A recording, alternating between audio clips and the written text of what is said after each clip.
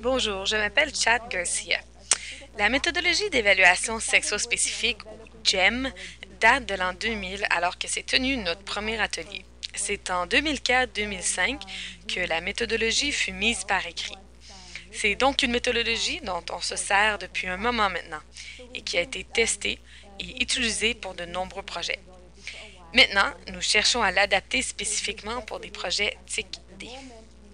L'analyse sexo-spécifique est à la fois un cadre d'analyse et une méthodologie qui vise à intégrer l'analyse de genre au sein de l'évaluation. GEM s'intéresse aux changements sexo-spécifiques qui découlent d'une intervention quelconque.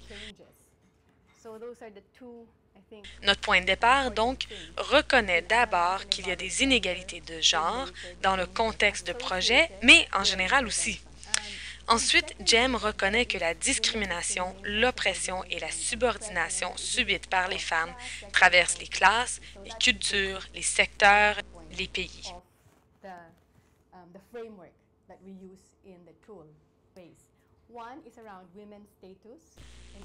Quels sont donc les changements sexo-spécifiques qui nous intéressent? Il y a trois catégories. D'abord, le statut de la femme et son autonomisation. Par exemple, quelle est la place de la femme au sein du gouvernement? Combien de femmes occupent des postes de décideuses? Quels sont les rôles des femmes au sein des projets?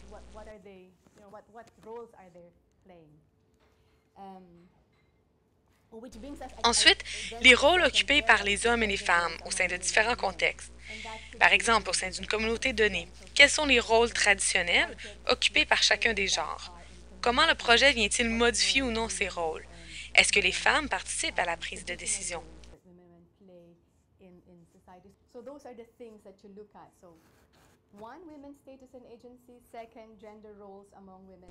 Donc, en premier, il y a le statut, ensuite les rôles et en troisième lieu, les rapports de genre. Cette troisième catégorie vise à reconnaître les rapports de force entre les genres et à savoir comment le projet influe sur ces rapports.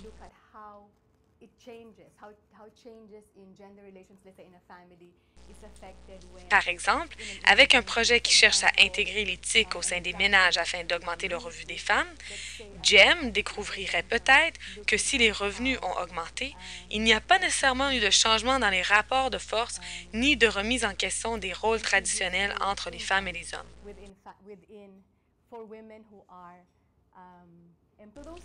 Voilà donc les trois prémices de départ en analyse sexo-spécifique. Vous trouverez sûrement dans vos projets différents éléments de statut, du rôle et des rapports de genre.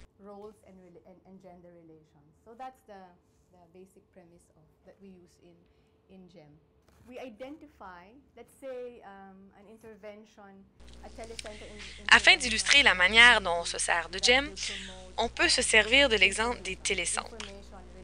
Disons que nous avons un télécentre dans une communauté qui cherche à partager de l'information sur le développement. Nous allons donc nous demander quels sont les problèmes qui affectent les femmes de cette communauté. S'il y a par exemple une absence d'hôpitaux pour les femmes ou de services prénataux, il y aurait un besoin d'informations portant sur la santé des mères. À partir de ce moment-là, on identifie des indicateurs qui permettent de mesurer le changement qui prend place. Pour revenir à notre exemple des télécentres, on pourrait mesurer l'amélioration dans la santé des femmes qui découlerait d'un accès accru à l'information.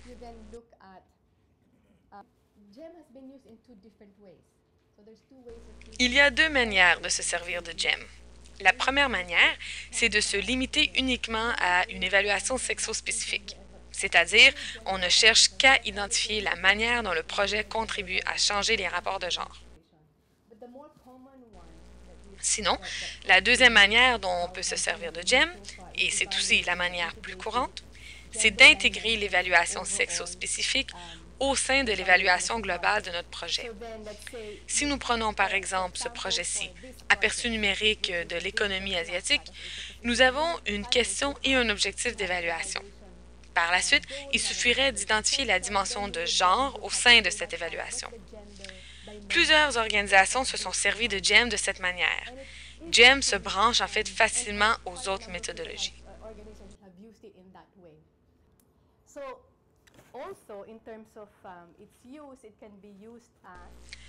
On peut aussi se servir de GEM pour améliorer la conception des projets et pour évaluer les incidences d'un projet. En ce qui a trait à la conception des projets, l'analyse sexo-spécifique permet de faire une révision du contenu du projet afin de voir de quelle manière les questions de genre sont ou ne sont pas adressées. Plusieurs recherches démontrent en fait que les questions de genre sont encore très peu intégrées au sein des projets en TIC D. On reconnaît que cela doit être fait, mais il y a encore des questions entourant le moyen de le faire. C'est-à-dire que dans la mission et la vision du projet, on verra des déclarations très générales, reconnaissant l'importance, par exemple, de l'autonomisation des femmes. Mais lorsqu'on cherchera à voir concrètement ce qui se passe, on s'apercevra que l'aspect genré de la mission ne s'est jamais opérationnalisé dans les faits. GEM permet donc une révision de la conception du projet, de faire un retour sur ce qu'on avait prévu et de trouver les moyens en fait qu'on pourrait intégrer la dimension de genre au courant de notre travail. GEM peut aussi servir dans l'évaluation des incidences. Par exemple, on pourrait s'intéresser aux changements liés au genre au fil du temps dans une communauté donnée. On pourrait, par exemple, observer un changement de statut de la femme, ce qui a créé de nouveaux rôles pour les femmes en raison de la mise en application du projet donné. Dans le livre que vous avez se trouve un CD à l'endos et le contenu peut aussi être téléchargé en ligne. Vous retrouverez dans le livre 2 points d'entrée possibles avec GEM. Nous voyons le premier point d'entrée possible qui est celui qui part des concepts. Avant de pouvoir mettre GEM en application, il est important de bien saisir les concepts qui entourent l'analyse sexo-spécifique. Nous avons appris avec l'expérience que la mise en application de GEM requiert un certain recul dès le départ. Il nous a souvent fallu mener des campagnes ou des ateliers de sensibilisation afin de sensibiliser les gens sur les questions de genre. Il n'y a pas nécessairement une compréhension universelle de ce que signifient les questions de genre ou encore les rapports de genre. Il y a énormément de ressources disponibles qui offrent un cadre conceptuel en GEM et qui sont là pour que vous les consultez. Le CRDI, l'ACDI et plusieurs autres organisations ont tous développé leur propre cadre conceptuel. Nous avons nous-mêmes consulté ces cadres afin de voir de quelle manière les TIC pour le développement s'intégraient ou non à ces analyses.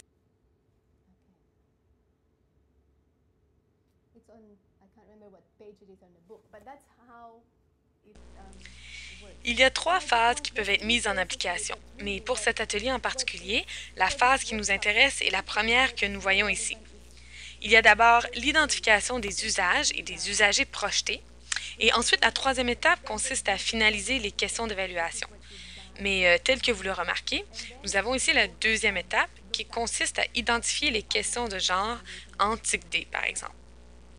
Cette étape-là contribue à l'élaboration des questions d'évaluation.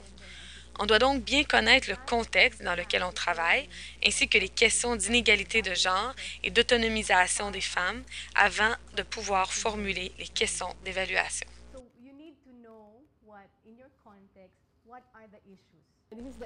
Bref, si on souhaite inclure les questions de genre dans l'évaluation, il faut le faire lorsqu'on développe le plan d'évaluation et les questions d'évaluation. C'est le moment idéal pour revenir sur l'analyse du contexte en portant une attention particulière aux questions de genre. Ce n'est pas un problème de n'avoir qu'une question qui porte sur le genre. Le nombre de questions dépendra de votre énergie, de vos ressources, etc. Il importe de faire ressortir la ou les questions dès le départ. Sinon, l'analyse de genre se dissipera et ne ressortira pas dans les données. En fait, vous verrez que c'est souvent le cas dans de nombreux projets d'évaluation. Très peu souvent sont prises en compte les particularités hommes-femmes.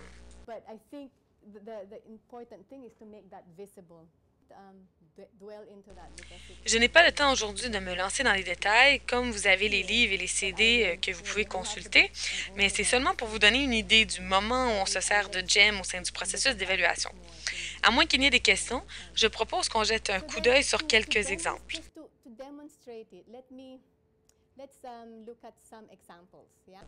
Vous avez tous avec vous cette feuille-ci? Le premier exemple est celui de DNET. DNET est un service d'assistance téléphonique et sur votre feuille, vous trouverez une description du projet et ses conclusions principales. Nous avons mené un atelier GEM avec DNET